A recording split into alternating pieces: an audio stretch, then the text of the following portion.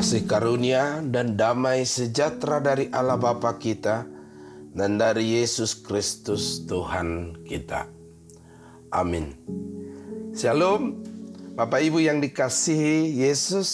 Firman Tuhan pada hari ini Kamis tanggal 23 Juli 2020, yaitu dari Injil Lukas pasal 12 ayat 54. Yesus berkata pula kepada orang banyak, "Apabila kamu melihat awan naik di sebelah barat, segera kamu berkata, akan datang hujan, dan hal itu memang terjadi.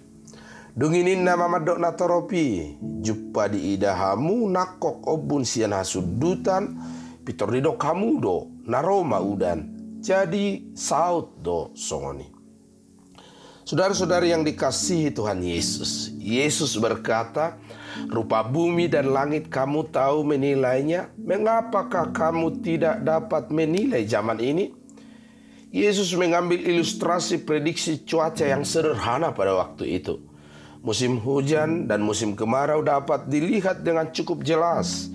Di sebelah barat, Laut Mediterania, di daerah selatan Israel adalah daerah gurun. Pada waktu itu engkau melihat ke barat, jelas sekali itu adalah pertanda bagi daerah Israel musim hujan akan segera tiba. Kalau angin datang dari selatan, Jazirah Arab, angin panas dari padang gurun yang luar biasa bisa membuat suhu mencapai 40 bahkan lebih derajat Celcius. Maka Yesus mengatakan orang akan tahu berarti musim panas akan datang. Berdasarkan observasi bijaksana itu, manusia bisa memprediksi dan mengantisipasi apa yang ada di depan melalui pola alam yang ada. Tetapi meskipun manusia ada kepintaran, kemampuan, kesanggupan bisa menilai dan memprediksi ke depan terhadap persoalan-persoalan seperti itu, Yesus kemudian menegur dengan keras kepada orang yang hadir.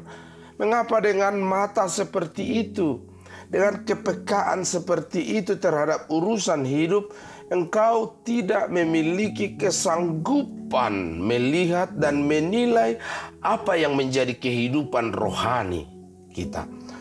Rupa bumi engkau bisa tahu, kondisi alam engkau bisa nilai, sehingga engkau bisa bijaksana mengatur waktu di depan.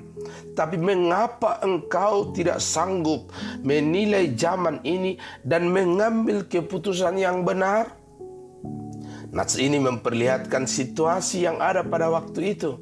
Orang Farisi dan ahli Taurat terus-menerus ada di sekeliling Yesus, membanjiri dengan berbagai pertanyaan menjebak, berusaha mencari kesalahan Yesus menjadi alasan untuk menangkapnya. Yesus tidak takut. Yesus menantang orang banyak itu.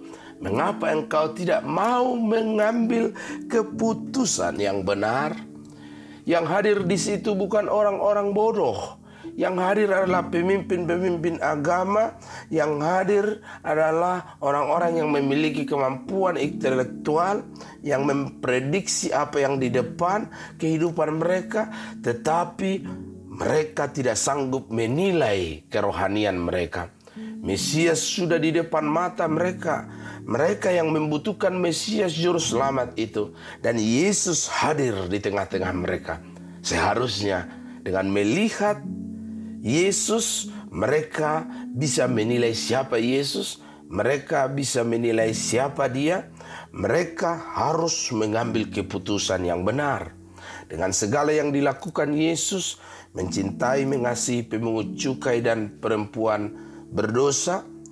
Dengan kasat mata Yesus memberi 5.000 orang makan dengan 5 roti dan 2 ekor ikan. Mukjizat yang belum pernah terjadi sebelumnya. Musa dan Elia memang banyak melakukan mukjizat, tapi Yesus melebihi semuanya itu. Yesus mencelikkan orang buta, Yesus membangkitkan orang mati, mengusir roh jahat, menyembuhkan orang buta, mentahirkan orang kusta. Dan dengan semua aspek ini, dengan sangat objektif, seorang bisa menilai zaman, merasakan hal yang mereka bisa rasakan dan menilainya menjadi kebutuhan rohani mereka. Teguran Yesus pada waktu itu, Bapak Ibu yang dikasihi Tuhan, menjadi teguran juga bagi kita pada saat ini, berlaku bagi kita pada waktu ini. Alkitab telah mendengarkan kepada kita kisah mengenai Yesus Kristus. Orang-orang yang betul-betul mencari kebenaran boleh mengerti dan memahami apa yang Yesus katakan dan Yesus ajarkan. Kita akan tahu dan mengerti bahwa Dia adalah orang yang berbeda. Dia adalah manusia yang agung yang pernah dan sudah datang ke muka bumi ini.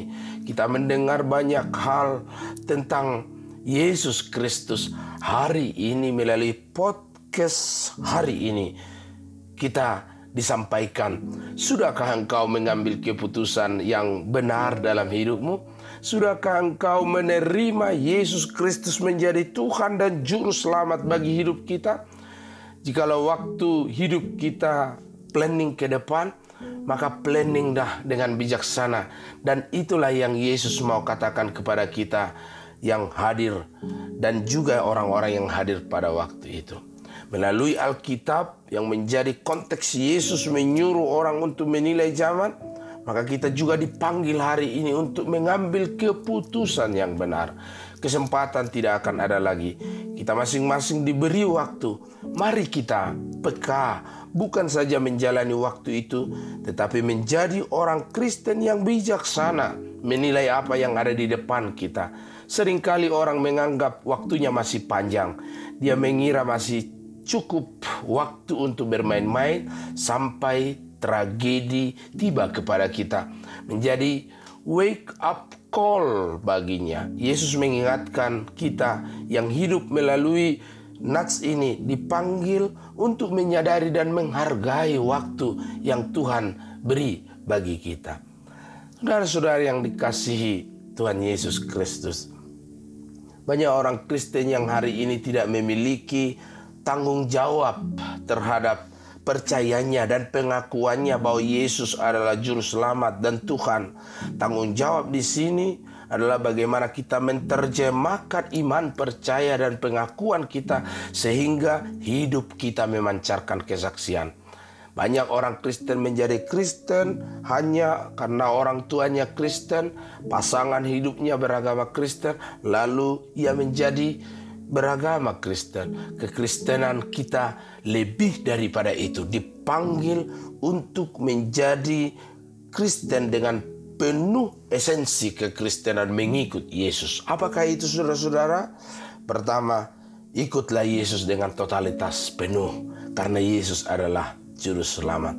Kedua, pindahkan hatimu ke dalam kerajaan surga. Dengan demikian, mestinya orang yang percaya tidak lagi hanya mengharapkan kebahagiaan di dunia ini saja. Ketiga, hidup penuh bertanggung jawab dalam segala hal agar sukses dan berhasil memaksimalkan potensi guna kepentingan kerajaan surga secara penuh. Orang-orang seperti ini bersedia menderita bersama Yesus, maka mereka juga layak dimuliakan bersama Tuhan Yesus. Tuhan akan memberi kesempatan kepada orang-orang yang percaya, yang memiliki komitmen mengikut Yesus, menyatakan Injil keselamatan yang benar melalui kehidupan setiap hari dimanapun mereka berada. Karena pada hari ini kita telah mengambil keputusan yang sangat benar, yaitu memilih Yesus menjadi Juru Selamat kita. Amin. Kita berdoa.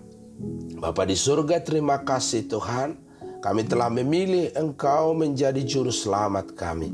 Karena itu kami menerima setiap hal yang menjadi tugas dan tanggung jawab kami.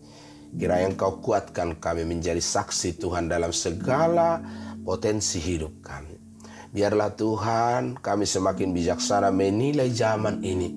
Zaman yang berusaha senantiasa menjauhkan kami dari Tuhan. Zaman yang senantiasa mencamkan bagi kami supaya kami semakin tidak percaya kepadamu.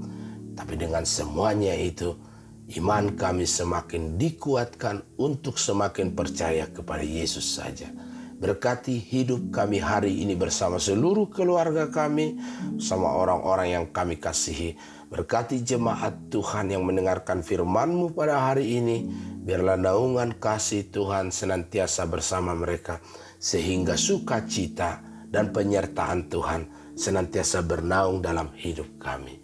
Dalam nama Yesus kami berdoa. Amin. Anugerah Tuhan kita Yesus Kristus, kasih setia Allah Bapa, dan persekutuan Roh Kudus kiranya menyertai kamu sekalian. Amin.